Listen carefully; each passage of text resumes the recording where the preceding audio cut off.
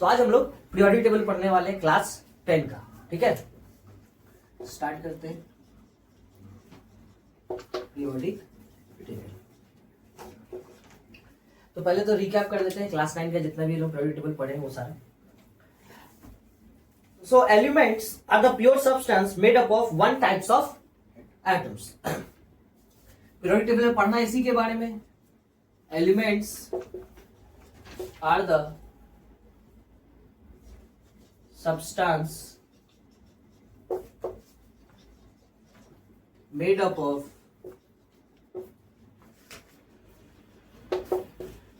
similar types of atoms. तो जब chemistry जो भी साइंटिस्ट लोग हैं जब डिस्कवरीज कर रहा था तो लोगों को धीरे धीरे क्या है ना बहुत सारा एलिमेंट्स का डिस्कवरीज होने लगा। अब जब पहले तो 10-12 था, फिर वो बढ़ करके 60-70 हो गया, फिर उसके बाद अब क्या है टोटल अगर देखा जाए तो 118 एलिमेंट्स है पूरे वर्ल्ड में। 118 एलिमेंट्स है और कुछ एक्स्ट्रा बनते रहता है कभी कभी, उसका अभी गिनती नहीं गिनी, मगर 118 एलिमेंट्स अभी एट प्रेजेंट है। तो अब ये 118 एलिमेंट्स जो है इन सारे एलिमेंट्स का प्रॉपर्टीज अलग अलग है। अब इन सभी का प्रॉपर्टीज याद करना होगा और ये सबसे बड़ा प्रॉब्लम ये है कि ये जो 118 एलिमेंट है ना वो एक जगह प्रेजेंट नहीं है, धरती के अलग अलग जगह पे है। उनका प्रॉपर्टीज अलग है, केमिकल फिजिकल प्रॉपर्टी दोनों अलग, कोई सॉलिड स्टेट में है तो कोई लिक्विड स्टेट में है, कोई गैसियस स्टेट में है। तो अब ये एक बहुत बड़ा प्रॉब्लम हो जाता था हर एक साइंटिस्ट के लिए कि वो पूरा का पूरा 118 एलिमेंट्स का नाम और उसका प्रॉपर्टीज याद करके रखें। क्या तुमको पूरे अपने क्लासमेट्स का नाम पता है? 50 का 50 और सबका एकदम सबके बारे में डिटेल में सब कुछ जानते हो? नहीं जानते हो। नाम तो चलो फिर भी याद कर ले इंसान, 100 बच्चा क्योंकि डेली मिलना है, साल भर मिलना है भाई एक बच्चे से। साल क्या, अगर एक ही स्कूल में पढ़ रहे हो तो 10 साल तक मिलते रहोगे तो नाम याद हो सकता है 100-200 लोगों का, मगर क्या हर एक लोगों के बारे में उसके डिटेल में पता है, उसके प्रॉपर्टीज के बारे में? हम लोग क्या है 10-12 लोगों का जानकारी रखते हैं कि हाँ ये ऐसा है, हम लोग को पता होता है कि ये अभी ये कर रहा होगा, ऐसा ऐसा सारा चीज हम लोग को पता होता है, मगर सबके बारे में तो नहीं पता कर सकते। तो ये प्रॉब्लम का सॉल्यूशन ही आया पीरियोडिक टेबल। मगर पीरियोडिक टेबल ऐसा कुछ नहीं था कि रात में सोए थे सुबह उठ कर देखे पीरियोडिक टेबल बन गया। अब इसका भी एक बैक हिस्ट्री है। सबसे पहले एक साइंटिस्ट है डॉबर्नियर। तो डॉबर्नियर क्या किए,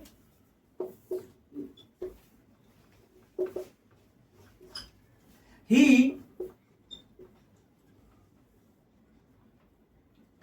grouped the elements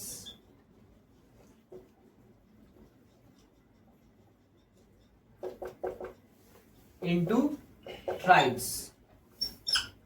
तो ये साइंटिस्ट जो थे डॉबर्नियर वो क्या किए, एलिमेंट्स का ग्रुपिंग करना स्टार्ट किए और वो उस ग्रुप में क्या करते थे 3 एलिमेंट्स रखते थे। ट्राइड्स का मतलब क्या हो गया 3 एलिमेंट्स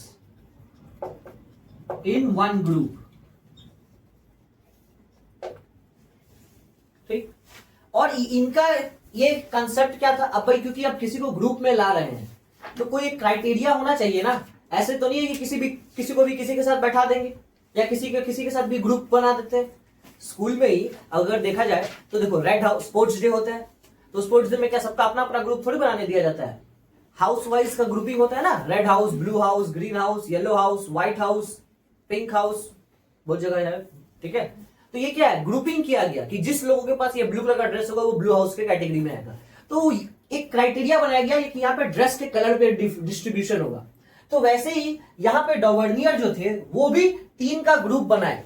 तो फिर यहाँ पे क्या क्राइटेरिया क्या था, इनका ये कहना था कि जैसे मान लो एक ग्रुप है A B C, ठीक है, तो इनके मुताबिक mass of B is equal to mass of A plus mass of C divided by 2।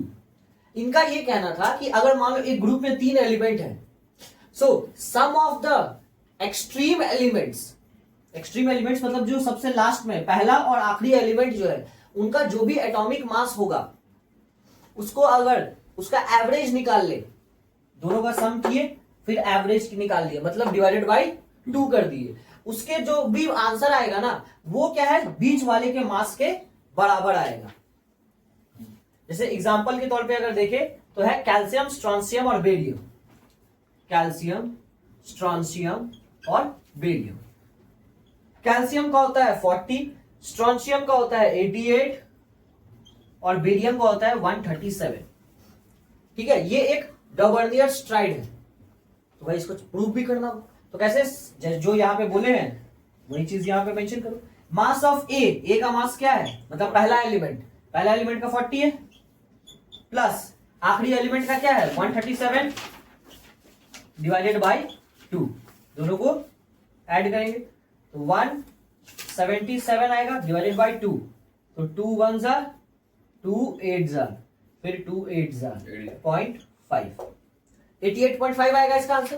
तो ये राउंड ऑफ देखा जाए तो क्या है 88 के बराबर है ना, 88 के बराबर है यहाँ पे। तो ये क्या है, एक अजम्पशन ली है, एक्यूरेसी नहीं है यहाँ पे, 100% एक्यूरेसी नहीं है यहाँ। तो यहाँ पे इस तरीके से ये ट्राइड्स को बनाना शुरू किए। तो ये ट्राइड्स एग्जांपल में पूछा जाएगा, गारंटी है कि डॉबर्नियर ट्राइड्स का एग्जांपल बताइए। तो पहला है कैल्शियम, स्ट्रॉन्शियम, बेरियम, फिर दूसरा एग्जांपल है chlorine, bromine, iodine. Chlorine, bromine और आयोडीन। जब ये ट्राइड्स बना लिए तो फिर उसके बाद देखा जा रहा है कि इन तीनों का प्रॉपर्टीज सेम है, यहां पे भी इन तीनों का प्रॉपर्टीज सेम है। ठीक है, तो डॉबर्नियर ट्राइड्स क्या है उसको नोट डाउन कर लीजिए, ये तो एक्सप्लेन कर दिए, इसका डेफिनेशन लिख लीजिए। डॉबर्नियर triads,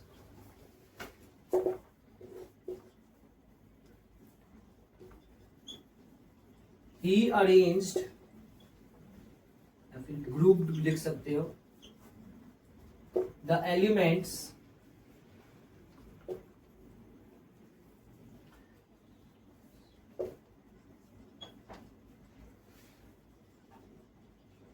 group of 3 known as Dobernier's triads। ठीक है,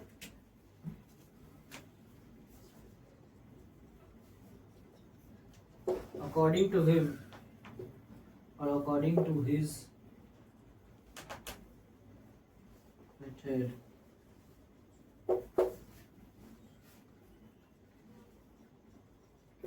atomic mass of the middle element is the average of the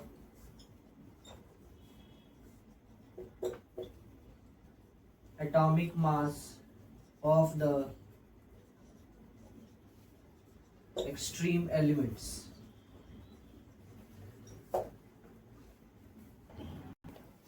इसके बाद आता है एक और scientist, Newlands.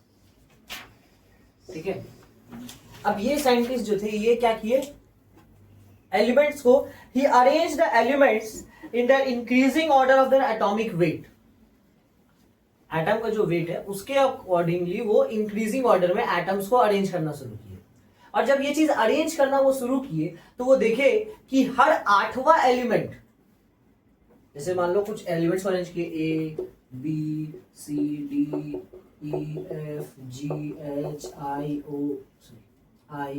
J K L M N, तो ये तो नंबर 1 है, फिर ये 2, ये 3, ये 4, ये 5, ये 6, ये 7, ये 8, ये 9, ये 10, ये 11, ये 12, ये 13, ये 14।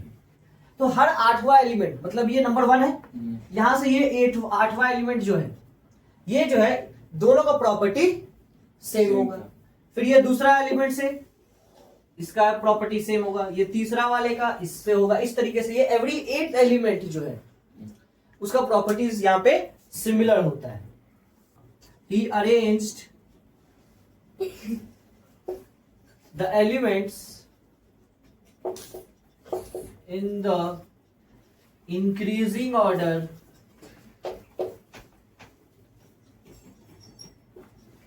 of their atomic mass। जब ये अरेंज कर लिए तो क्या हुआ, every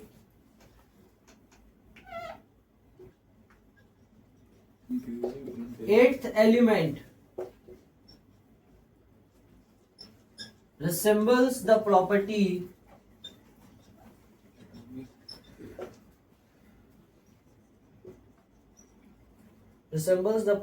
of the first element.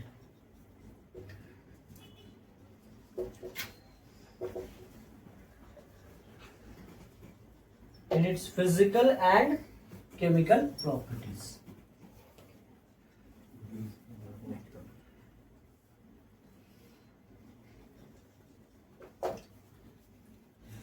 Every eighth element resembles the first element. अच्छा यहाँ से हटा दो, the property हटा. Resembles the first element in its physical and chemical properties.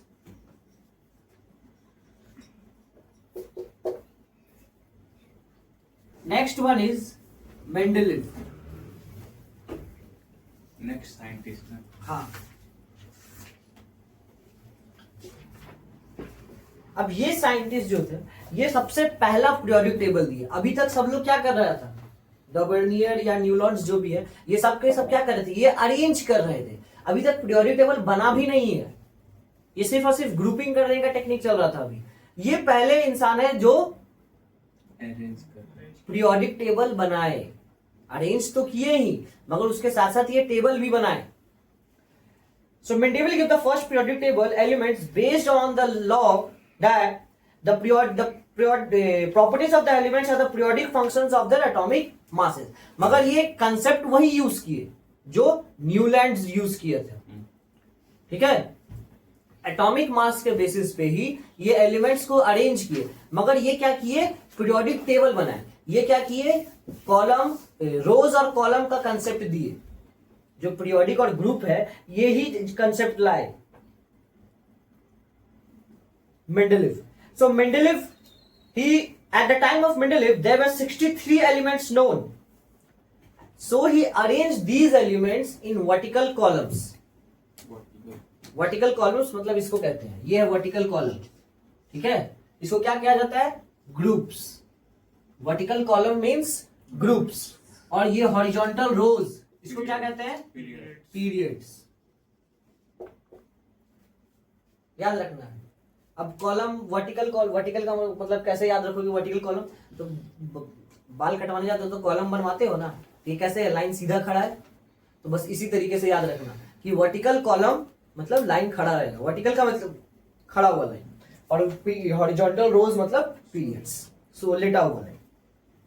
तो इस टाइम पे 63 एलिमेंट्स नोन था, ये सबको अरेंज किए. मगर यहाँ पे ये सबसे बड़ा काम क्या किए कि ये ग्रुप और पीरियड का कंसेप्ट लाए. ठीक है, तो अब कोई भी पूछेगा कि इनका लॉ क्या था, मेंडेलीव लॉस क्या था, तो लिखिए, the properties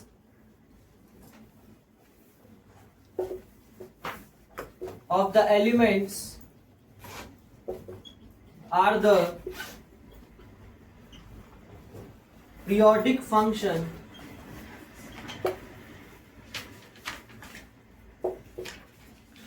of their atomic masses. अब डेफिनेशन में क्या कह रहा है, पीरियोडिक फंक्शन. इंक्रीजिंग के जगह पे यहां पे क्या लिख दिए, पीरियोडिक फंक्शन लिख दिए. मतलब वो इंक्रीजिंग ऑर्डर में ही है, इंक्रीज जैसे छोटा से बड़ा की तरफ, इंक्रीजिंग ऑर्डर में इसको अरेंज किए. और यहां पर ये ग्रुप्स और पीरियड्स का कंसेप्ट दिए. फिर इसके बाद एक और साइंटिस्ट आए, उनका नाम था हेनरी मॉजले. क्या नाम है, हेनरी.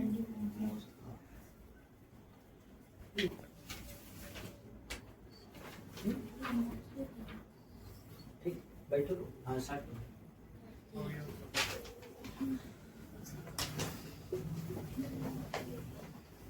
Drawbacks of Mendeleev's. अब जब ये 63 एलिमेंट्स को अरेंज कर ही चुके थे पीरियड्स और ग्रुप्स के फॉर्म में, तो फिर भाई नया पीरियोडिक टेबल बनाने का क्या जरूरत पड़ा. तो जब ये पीरियोडिक टेबल बनाए तो उसमें क्या गड़बड़ी हुआ कि ये जो डिफरेंट एलिमेंट्स है, मतलब एलिमेंट्स जो है जिनका केमिकल प्रॉपर्टीज टोटली डिफरेंट है, उनको ये एक साथ लगा दिए. क्यों, क्योंकि ये तो एटॉमिक मास के बेसिस पे अरेंज कर रहे थे. तो एटॉमिक मास के बेसिस पे जब ये अरेंज कर रहे थे पीरियड एलिमेंट्स को पीरियड और ग्रुप्स में, तो कुछ एलिमेंट्स का पेयरिंग ऐसा हो जा रहा था कि उन दोनों का केमिकल प्रॉपर्टीज डिफर कर जा रहा था। अब एक ही ग्रुप में है मगर केमिकल प्रॉपर्टी डिफर कर रहा है। इस वजह से क्या है था, ये इनका मेन ड्रॉबैक्स था कि भाई इसको एक्सेप्ट नहीं कर पा रहे थे यूनिवर्सली सही तौर पे। अब कुछ नहीं है तो चलो भाई इसी को यूज करते रहो, मगर ऐसा हम लोग ये नहीं छोड़ दिया कोई भी आदमी कि भाई नहीं अब ये बन गया है, ये एकदम सटीक है, इसको छोड़ दो, अब आगे नहीं बनाने का चलते। यहाँ पे गलती था, क्या था, he could not explain the position of certain elements, the rare earth metals and the isotopes. हाँ, और इसके साथ साथ क्या था, अब इनके टाइम तक में क्या था ना, आइसोटोप्स का डिस्कवरी हो चुका था। आइसोटोप्स क्या होता है, what are isotopes? Atomic mass. Isotopes, Elements having same atomic. elements having Same element and different atomic number. same atomic number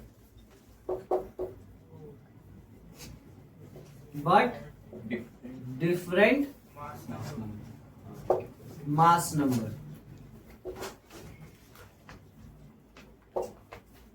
जैसे कि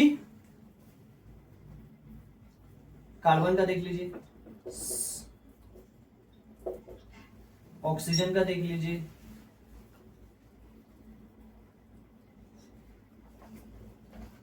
हाइड्रोजन का देख लीजिए,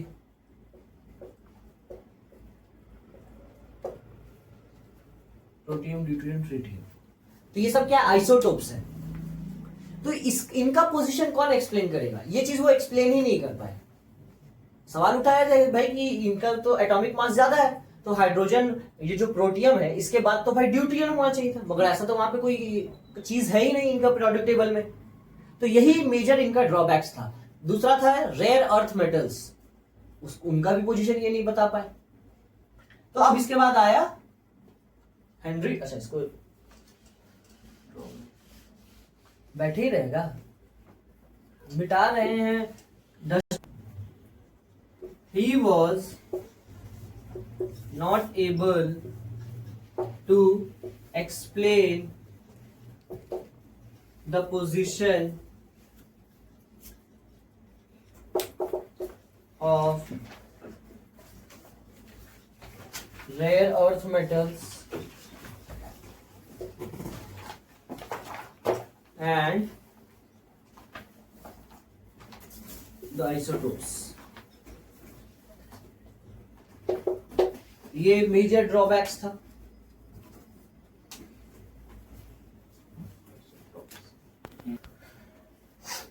अब इसके बाद साइंटिस्ट आते हैं हेनरी एवेंडिस नहीं, मॉजली।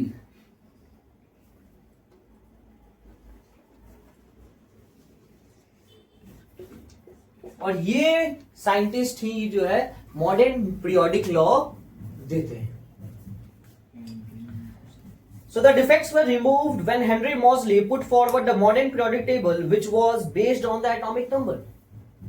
तो अब ये जो डिफेक्ट था आइसोटोप्स को लेकर के, ये जो डिफेक्ट था रेयर अर्थ मेटल्स को लेकर के, उनके पोजीशंस को लेकर के कि आखिर को कहां लगाया जाए, ये सारा का सारा प्रॉब्लम सॉल्व हुआ।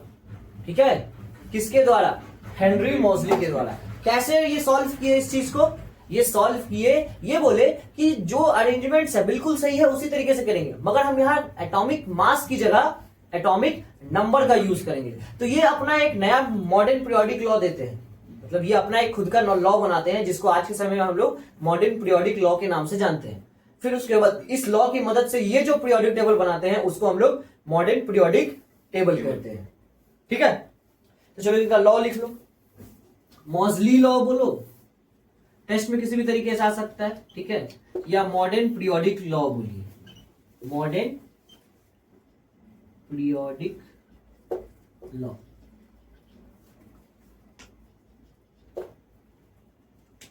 तो क्या है modern periodic law? The physical and the chemical properties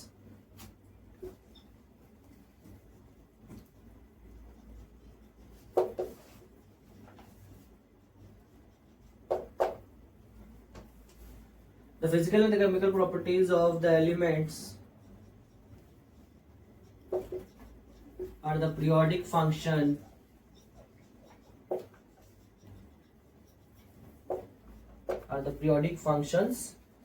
of their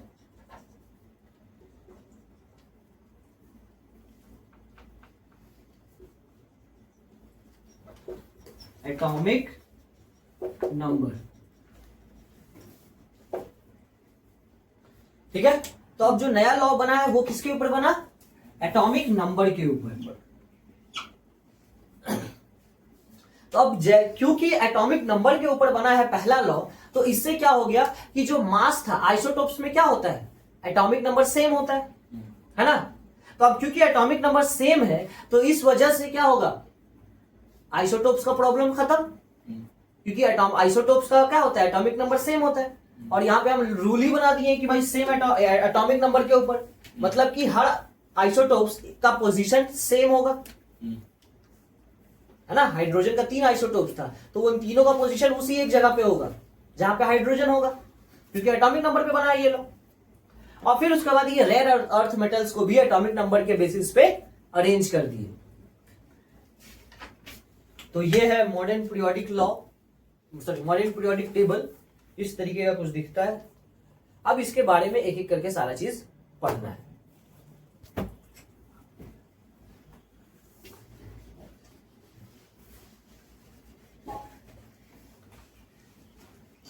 अरे बोलो ना जी जल्दी से। डाउट है कि मतलब कि पहले जो हाइड्रोजन का 3 आइसोटोप्स होता था उसको पहले हम लोग लिखते थे अलग अलग, और अभी एक ही जगह पे लिखते थे, वो चीज समझ में नहीं है।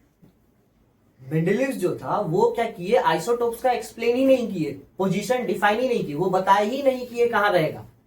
आइसोटोप्स उस वक्त तक डिस्कवर हो चुका था, ठीक है, मगर उसका पोजीशन वो बताए नहीं।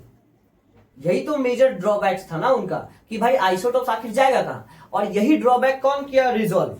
Henry muslin. वो क्या बोले कि एलिमेंट्स को पीरियोडिक टेबल में इंक्रीजिंग एटॉमिक नंबर के बेसिस पे अरेंज करिए।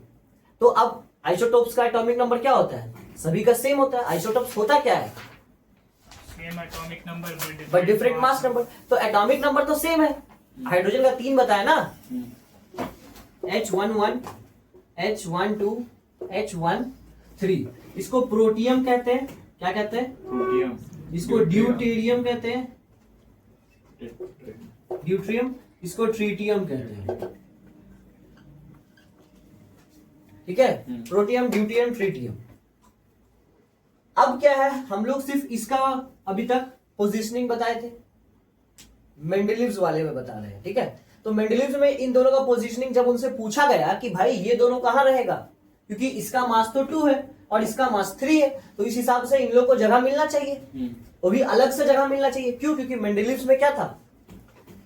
इंक्रीजिंग एटॉमिक मास का बेसिस पे। मगर मॉडर्न पीरियोडिक लॉ क्या कहता है कि भाई इंक्रीजिंग एटॉमिक नंबर के बेसिस पे अरेंज करना है। तो इसी वजह से ये तीनों का पोजीशन कहां होगा? एक जगह पे होगा, eight one place.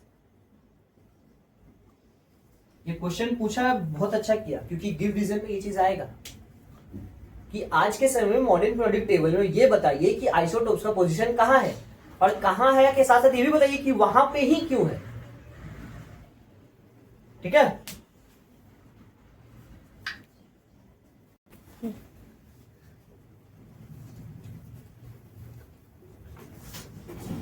Now periodic table. अब ये पीरियोडिक टेबल है क्या, वो नहीं जानते। इसका डेफिनेशन पहले लिख लीजिए। A tabular arrangement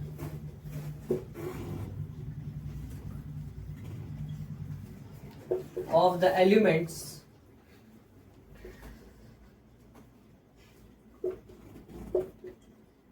in groups मतलब vertical column,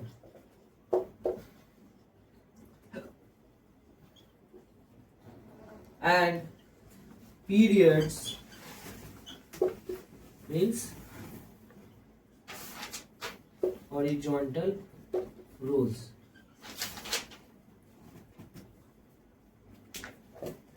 highlighting the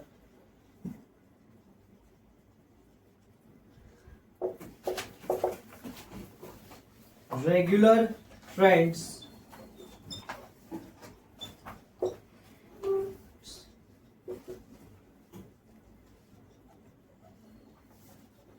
in the properties of elements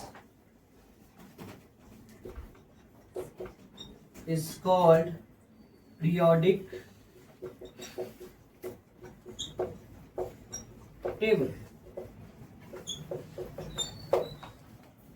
तो पीरियोडिक टेबल क्या है? ये एलिमेंट्स का अरेंजमेंट्स है। किस फॉर्म में? ग्रुप्स और पीरियड्स के फॉर्म में। ठीक है, अब ग्रुप और पीरियड किसको कहते हैं? ये सारा का सारा इसको ग्रुप्स कहते हैं और ये वाले को पीरियड्स कहते हैं। अब इसमें जो एलिमेंट्स को अरेंज किया गया है, तो ये अरेंजमेंट कुछ इस तरीके का है कि यहाँ पे जो प्रॉपर्टीज है, केमिकल प्रॉपर्टीज बोलो या फिजिकल प्रॉपर्टीज, केमिकल प्रॉपर्टीज में ही, फिजिकल में साइज आ जाता है सिर्फ। तो ये जो प्रॉपर्टीज है एलिमेंट्स का, वो क्या है? वो एक रेगुलर ट्रेंड शो करता है। ट्रेंड का मतलब पता है ना, जिसको सब लोग फॉलो करते हैं, है ना? तो यही केमिस्ट्री से ही वर्ड आ गया है ट्रेंड। अब आजकल कुछ और ट्रेंड चलता है, मगर यहाँ पे जो ट्रेंड है वो ये है कि भाई इन लोगों का प्रॉपर्टीज क्या है? एक पर्टिकुलर फॉर्मेट में, या तो हो सकता है कि पीरियड्स में अक्रॉस द पीरियड जाएंगे तो वो इंक्रीज करेगा या तो डिक्रीज करेगा। बॉटम से टॉप पे जाएंगे या टॉप से बॉटम पे जाएंगे तो वहां पे भी यही चीज होगा, या तो ट्रेंड इंक्रीज होगा, कोई एक प्रॉपर्टी, उस प्रॉपर्टी का मतलब क्या होगा? वैल्यू इंक्रीज करता जाएगा या तो डिक्रीज करता जाएगा। इसी चीज को हम लोगों को आगे पढ़ना है, मगर उसके पहले हम लोगों को हर एक पीरियड और ग्रुप के बारे में पता होना चाहिए। तो सबसे पहले ग्रुप्स के बारे में पढ़ते हैं। आखिर ग्रुप्स है क्या? Vertical columns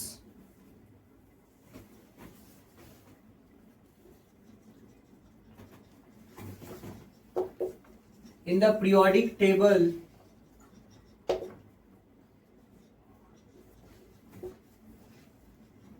are known as groups. ठीक है, there are total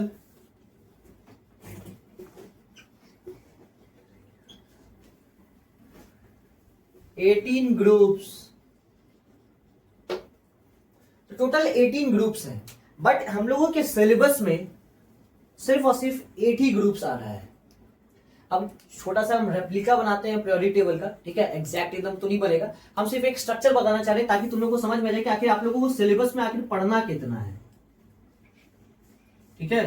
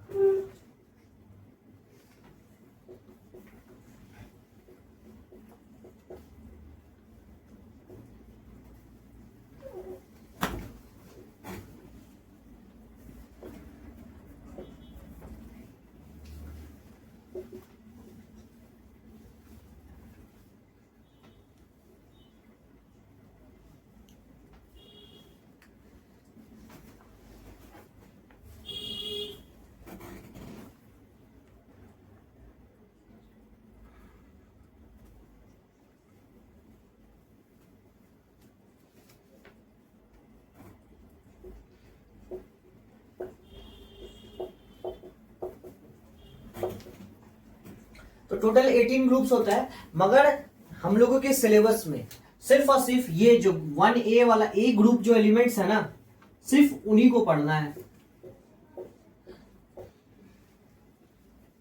अब ये जो बीच वाला जितना भी एलिमेंट्स है इसको हम लोगों को नहीं पढ़ना, ये हमारा सिलेबस में नहीं है। ठीक है, इसको हम लोग ट्रांजिशन एलिमेंट्स कहते हैं, और ये जो दो ग्रुप्स का है इसको हम लोग नॉर्मल एलिमेंट्स कहते हैं। तो हमारे सिलेबस में सिर्फ और सिर्फ नॉर्मल एलिमेंट्स हैं, तो सिर्फ हम लोगों को नॉर्मल एलिमेंट्स के बारे में ही पढ़ना है। अब ग्रुप का जो नेमिंग का तरीका है वो दो तरीके से है। पहला ये कि हम उसको न्यूमरल फॉर्म में लिखे 1 2 3 4 5 6 7 8 9 10 11 12 13 14 15 16 17 18। दूसरा जो ग्रुप अभी बताया ना, नॉर्मल एलिमेंट्स और ट्रांजिशन एलिमेंट्स। नॉर्मल एलिमेंट्स को ही हम लोग रिप्रेजेंटेटिव एलिमेंट्स भी कहते हैं। ठीक है, ये जो इसको हम लोग रिप्रेजेंट करने के लिए हम लोग 1A का यूज करते हैं, A, और ये सबको रिप्रेजेंट करने के लिए B का यूज करते हैं, 3B 4B इस तरीके से। समझ में आया? तो ये A वाला जितना भी एलिमेंट्स है ये सब A वाला है, ग्रुप्स, इन सारे ग्रुप्स से जितना भी एलिमेंट्स है उतना ही पढ़ना है, उसके बारे में पता होना ही चाहिए। ये बीच वाले के बारे में पता हो या ना हो डजंट मैटर, क्लास 10 तक सिर्फ इतना ही आता है। तो हम लोगों को अब सिर्फ यही ग्रुप्स के बारे में पढ़ना है। अब पीरियड्स में तो भाई सारा ही पढ़ना होगा, पीरियड्स में सारा ही पीरियड्स पढ़ना होगा, मगर ग्रुप्स में हम लोगों को सिर्फ ये 1 2 13 14 15 16 17 18 ये जो 18 ग्रुप है ना, एक चीज और याद रखो, इसको जीरो ग्रुप भी कहते हैं। क्यों कहते हैं ये अभी पता चल जाएगा कुछ देर में। चलो इसको करते हैं इरेज। तो ग्रुप 1 से स्टार्ट करते हैं। Group 1 they are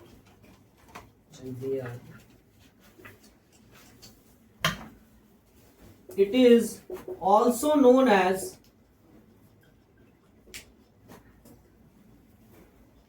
alkaline group। Group 1 के बारे में सिर्फ इतना ही जानना है। क्या जानना है कि ग्रुप 1 को हम लोग एल्कलाइन ग्रुप भी कहते हैं, एक्सेप्ट हाइड्रोजन।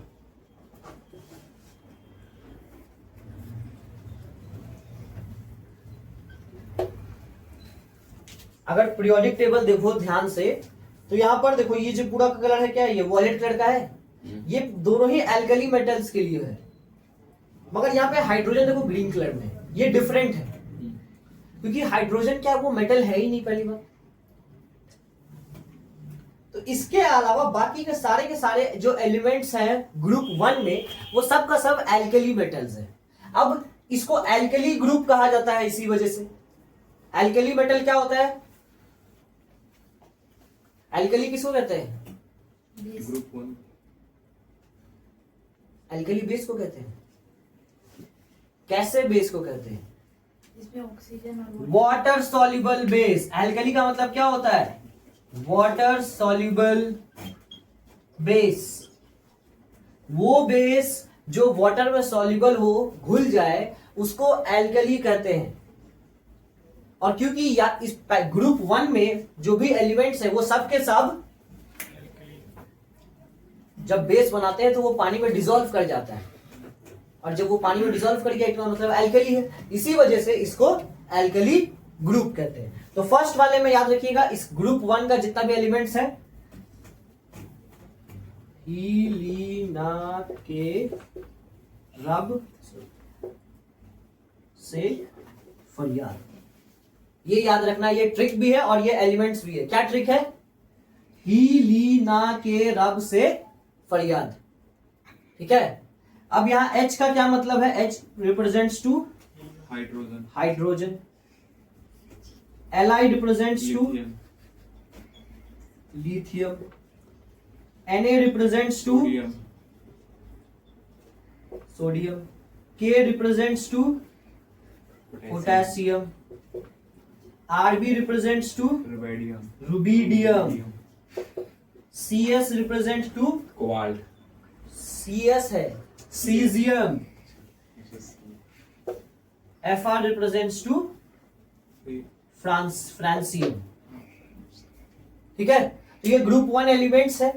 इसका ट्रिक क्या हो गया, ट्रिक लिख लो भाई तुम लोग,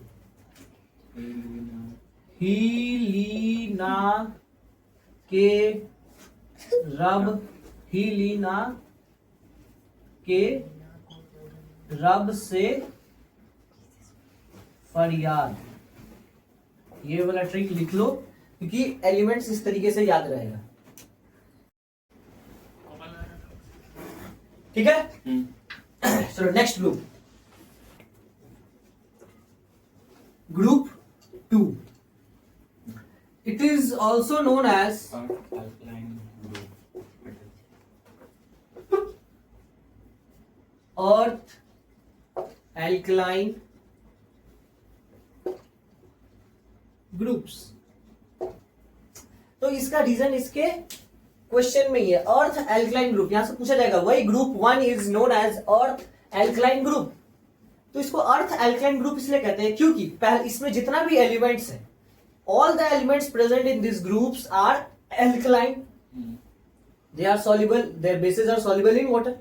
दूसरा, they all are present in the earth, earth crust में पूरा पाया जाता है, जमीन के अंदर ही ये सारा का सारा एलिमेंट्स मिलता है। इस वजह से इसको क्या कहते हैं, अर्थ एल्कलाइन ग्रुप्स। रीजन पता चल गया क्यों है, टेस्ट में अगर पूछा जाए तो लिखना है यही चीज। एलिमेंट्स इसका लिख लेते हैं, बेटा मांगे कार, स्कूटर, बाप रोए, ठीक है, RA। तो ये इसका ट्रिक है, ठीक है। बी से होता है beryllium, beryllium BERY, beryllium. Mg से होता है मैग्नीशियम, Ca से होता है कैल्शियम, Sr से होता है स्ट्रोंशियम, Ba से होता है बेरियम, Ra से होता है रेडियम, नहीं हाँ रेडियम, ठीक है। तो ये है ग्रुप 2 एलिमेंट्स। ग्रुप 2 एलिमेंट्स को क्या कहते हैं, बेटा मांगे कार, अर्थ एल्कली ग्रुप, वो ट्रिक है इसका। ग्रुप 2 को क्या कहते हैं, अर्थ एल्कली ग्रुप। अब ऐसा क्यों कहते हैं, क्योंकि वो अर्थ पर प्रेजेंट करता है। क्योंकि वो एल्कली भी है और साथ साथ अर्थ में प्रेजेंट होता है। अब बताओ इसका ट्रिक क्या है, बेटा मांगे कार, स्कूटर, बाप रोए। रोए बोलो या रे, जो भी बोलो, ठीक है। मतलब कि पापा के पास स्कूटर खरीदने का पैसा नहीं है, अब बेटा को कार चाहिए, तो लिख लो इसका ट्रिक, बेटा मांगे कार, स्कूटर, बाप रे, ठीक है। चलो नेक्स्ट। ग्रुप 3, अब इसके बाद आता है ग्रुप 3 to 12। अब ये ग्रुप 3 to 12 अभी जस्ट बताए क्या कहते हैं उसको, बीच वाला जो था ट्रांजिशन, उसको ट्रांजिशन ग्रुप कहते हैं। यहां पे सारा ट्रांजिशन एलिमेंट्स प्रेजेंट है। They are known as the transition elements and all the elements of these groups are metals. They have their 2 outermost cell incomplete. अब इसको ऐसा कहा क्यों जाता है और इसका खासियत क्या है ये जानना जरूरी है।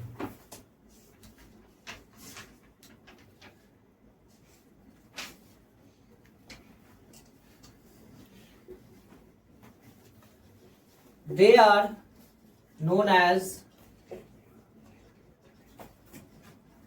transition, सही है ना, ट्रांजिशन एलिमेंट्स। अब ट्रांजिशन एलिमेंट और उसका खासियत क्या है, that all the elements are metals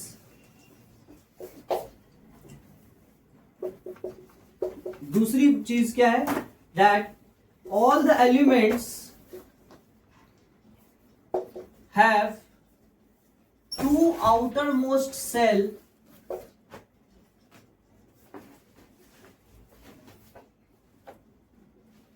incomplete। तो खासियत क्या बात है इसमें कि जितना भी इसमें एलिमेंट्स है ना, सभी का लास्ट 2 सेल इनकम्प्लीट होता है। अभी तक आप लोग यही देखे होंगे कि सिर्फ और सिर्फ एक ही सेल है जिसका आउटर मोस्ट, सॉरी जितना भी एटम्स अभी तक हम लोग अभी पढ़े हैं उसमें आउटर मोस्ट सेल जो होता है वो इनकम्प्लीट होता है, यही पढ़े हैं ना। मगर इसका अगर इलेक्ट्रॉनिक स्ट्रक्चर बनाएंगे तो देखेंगे कि आउटर मोस्ट सेल, जैसे कि यहाँ पे हम लोग मान लेते हैं एक ये आयरन का बनाते हैं, ठीक है। तो आयरन में क्या है, बीच में न्यूक्लियस है, इसके बाहर एक ये पहला सेल, ये दूसरा सेल, ये तीसरा सेल और ये चौथा सेल। तो ये जो ये और ये दोनों ही क्या है, ये इनकम्प्लीट रहेगा, ठीक है। ये दोनों सेल ही इनकम्प्लीट है इस ग्रुप, हाँ ग्रुप 3 से लेके ग्रुप 12 तक का, ठीक है। कोई भी 2 हो सकता है, सारे का सारे ग्रुप 3 से लेकर 12 तक का एलिमेंट्स का। इसके बाद है हमारा ग्रुप 13।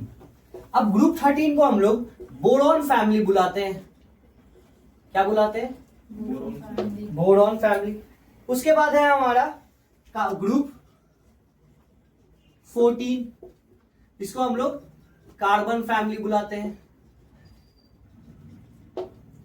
फिर है हमारा ग्रुप 15, इसको हम लोग क्या बुलाते हैं? Nitrogen family.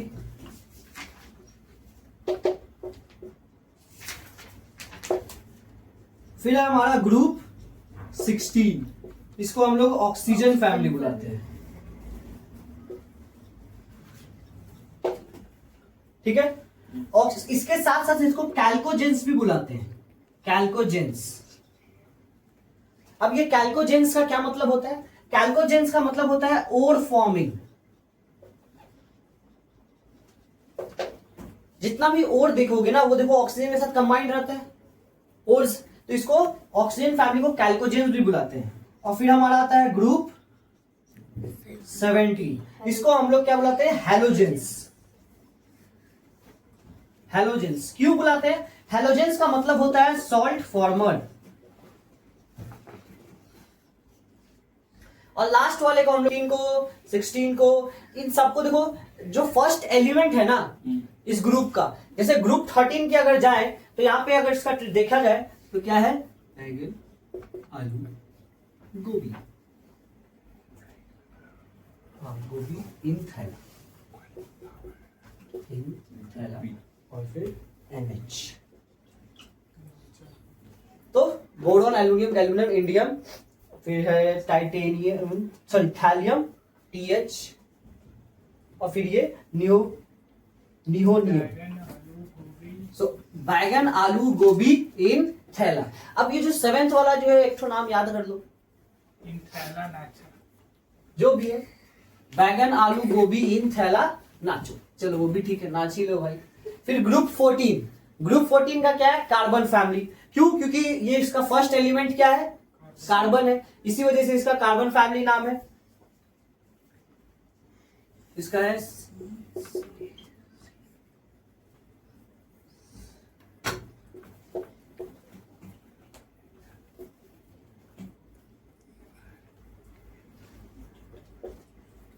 तो इसका कोई ट्रिक नहीं मिलेगा, ठीक है।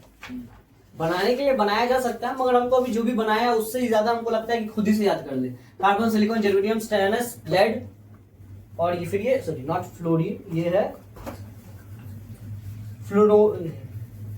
फ्लोरोवियम। ठीक है, ये फ्लोरीन नहीं है, FL है। तो हम इसका नाम सिंपली याद कर लिए, chlorine, carbon, silicon, germanium, stannous, lead, flerovium. ठीक है, बनाया जा सकता है सीस से।